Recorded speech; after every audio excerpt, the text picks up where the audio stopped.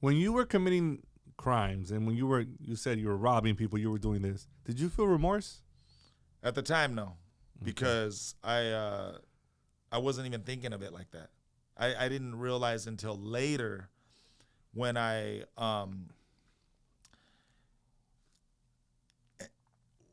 when I started getting older and started realizing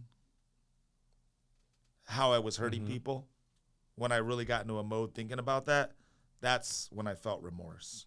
But at the time doing it, nah, I didn't care. I was just trying to eat and survive and live.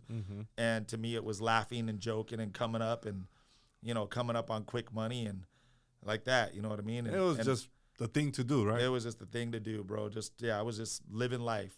I felt remorse later as I started getting more intelligent, I guess you can say, and started talking to more people and started hearing different perspectives and, different things where I was like, oh, I never thought of it like that, bro. Like, I stole someone's Christmas.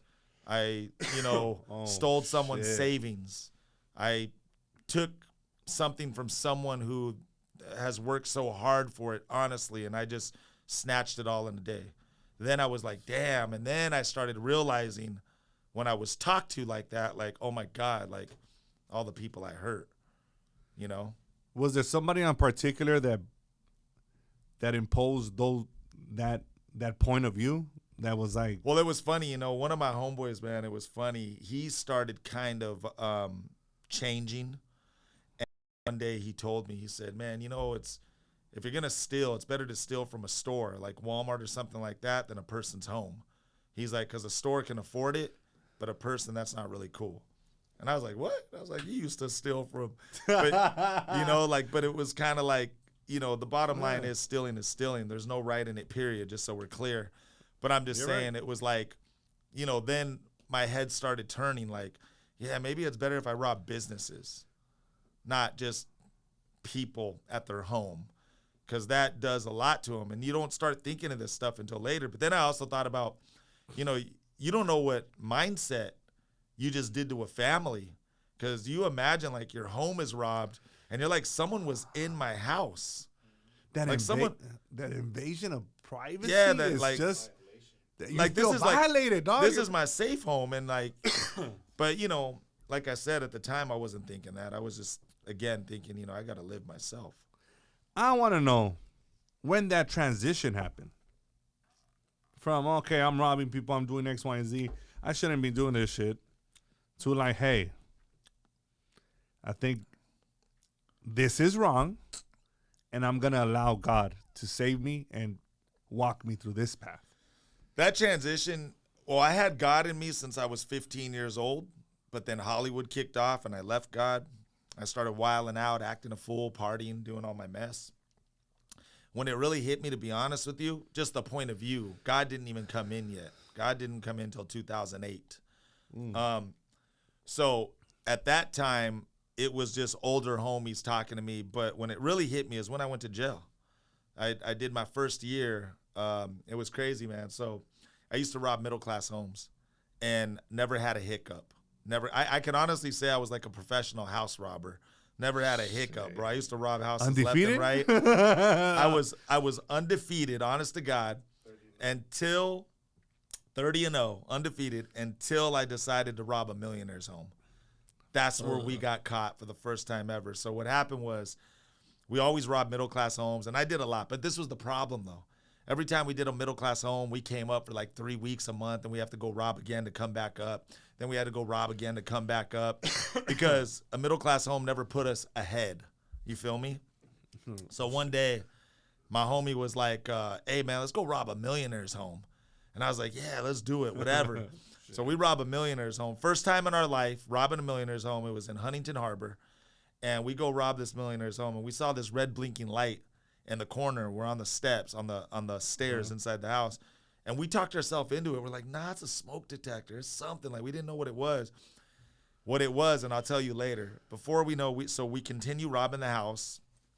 The way we would do it is we take the pillow sheets, and we take the pillow and use that as a bag, and we just fill up the bag. That's how we did it. Sometimes we put everything in the middle of the bed. So you were grocery shopping inside somebody's house. Yeah, I was straight up like, I did it all, man. I would eat food out of the refrigerator. Like, yeah, I was on one. Wow. Yeah, one time we made sandwiches and we were hungry, bro. So I did a lot, bro, a lot. Like, I got crazy stories. But long story short, like 15 cop cars roll up. We get arrested, then and there on the property, and now I'm coming out looking like Santa Claus. Go to jail. I didn't even know what the hell, right? How we got caught, what or what. It wasn't until I got the police report. I was in jail for a week. I get the police report. It was a motion detector, silent alarm. That's what we tripped when we got in the house.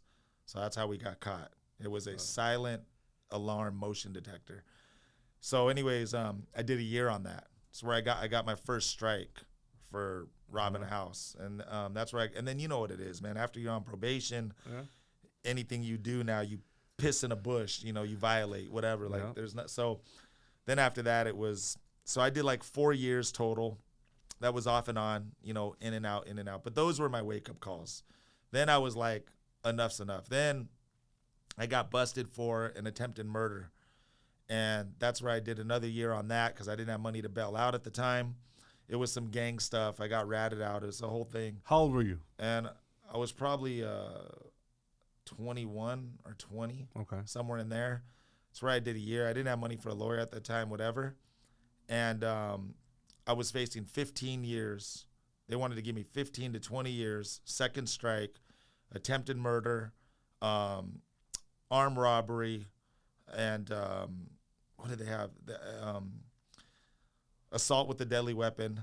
And they gave me all kinds of, they threw the book at me, right? And it was a violation of my probation, right? So where did everything turn? That was my turning point. That's where, and again, I'm not saying I was the craziest in the streets. I'm just saying, been there, done that. I did live that life. But what ended up happening was, long story short, that was my wake-up call. And that's where you start getting wisdom, from the older homies inside telling you, hey, you just talk. You're in jail, you just talk. So we just, what are you in for? This, that, and the other. And then they tell you their stories of like, man, I wish I could have changed this, could have changed that. And you hear stories where you're just like, damn, bro. And that's where it makes you think, because now you're talking to, 100 Southsiders locked up inside, and they're all sharing their stories with you and their thoughts and their experiences. So, what do? You get a piece here, you get a piece there, you get a piece there, you get a piece there. And, and it was funny because I was talking to homeboys who were saved, and then I was talking to homeboys who were not saved, meaning saved, walking with God, and then homies who can care less about God. And I was getting wisdom there. And that's where I started realizing, like, damn, bro, but I'll be real with you, man.